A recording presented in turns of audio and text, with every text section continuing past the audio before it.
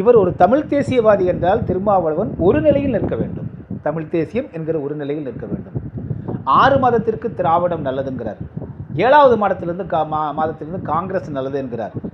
அதற்கடுத்த 6வது மாதத்திலிருந்து ராஜபக்சே நல்லவர் என்று கைகுலுக்குகிறார். அதற்கடுத்த 6 மாதத்தில் நாமல் ராஜபக்சேனுடைய கைக்கூலியாக இருக்கக்கூடிய ஒரு நாடாளுமன்ற உறுப்பினர் அந்த ஆளை கூட்டிட்டு தன்னுடைய விடுதலை சிறுத்தைகள் அலுவலகத்திலேயே இந்த மே 18 நாளை அனுசரிக்கிறார்.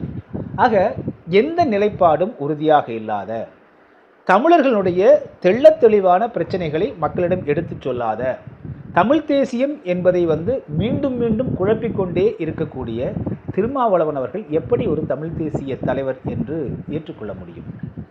ஆக அவருடைய இந்த குழப்பம், அவர் கட்சிக்குள்ள அவர் குழப்புறார். இதுக்கு எடுத்துக்காட்டாக நீங்கள் பார்த்தீங்க அப்படின்னா, விஜய் கட்சி குறிப்பாக தாவேகா இந்த 2026 தேர்தலில் விடுதலை சிறுத்தைகள் கட்சியினுடைய தொண்டர்கள் வாக்காளர்களை பெருமளவில் களவாடி தான் விஜயே ஜெயிச்சிருக்கார். அதாவது தன்னுடைய கூடாரத்தினுடைய மிக பெரும்பான்மையான வாக்கு வங்கியை சிதைத்து அதையெல்லாம் தன்வயப்படுத்தி கொண்ட விஜய்க்கு அவர்கள் ஆட்சி அமைக்கும் போது திருமாவளவனே போய் ஆதரவு கொடுக்கிறார். எங்கேயாவது தன்னுடைய சொந்த கட்சியினுடைய உறுப்பினர்கள் வாக்காளர்கள் இப்படி பறி போயிட்டாங்க அப்படிங்கிற சூழ்நிலையில் அந்த கட்சிக்கு போய் அவர்கள் ஆட்சி அமைக்கும் போது ஆதரவு கொடுக்குறாங்க அப்படின்னா, இது இவர் நடத்தினுடைய கட்சி அந்த தொண்டர்களுக்கும் இவருக்கும் இடையே இருக்கக்கூடிய இந்த பாந்தம் எப்படிப்பட்டது? நான் என்ன சொல்றேன்னா, நீங்கள் தாவேகாவோட கூட்டணி அமைத்து கொண்டு நீங்கள் எல்லாம் வாக்களிங்கப்பா அப்படின்னு சொல்லி அவர் விஜய் வெற்றி பெற்றிருந்தால் பரவாயில்லை. விஜய்க்கு நேர் எதிர்கட்சியில் நிற்கிறார். திமுகவில் இருந்து கொண்டு இன்றும் கூட திமுகவினுடைய கூட்டணியில் தாங்கள் இருக்கிறோம், ஆதரவு மட்டும்தான் நாங்கள் இங்கே வெளியிலிருந்து கொடுக்கிறோம் சொல்லக்கூடிய திருமாவளவன் அவர்கள் அவருடைய கட்சியினுடைய கூடாரத்தையே காலி பண்ணி ஆதவர்ஜுனா தாவேகாவை கொண்டு போயிட்டார். ஓட்டு பூரா விடுதலை சிறுத்தைகளினுடைய அன்பான தொண்டர்களும் அவருடைய சகோதரர்களும் தான் விஜய்க்கு ஓட்டு போட்டு ஜெயிக்க வச்சுருக்காங்க.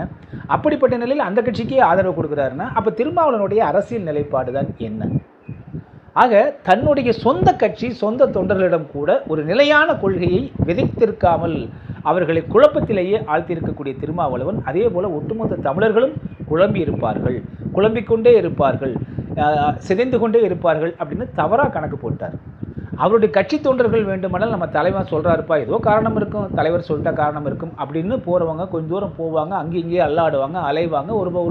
ஒரு கட்டத்திற்கு பிறகு அவர்களுக்கு தெளிவு ஏற்பட்டுரும்.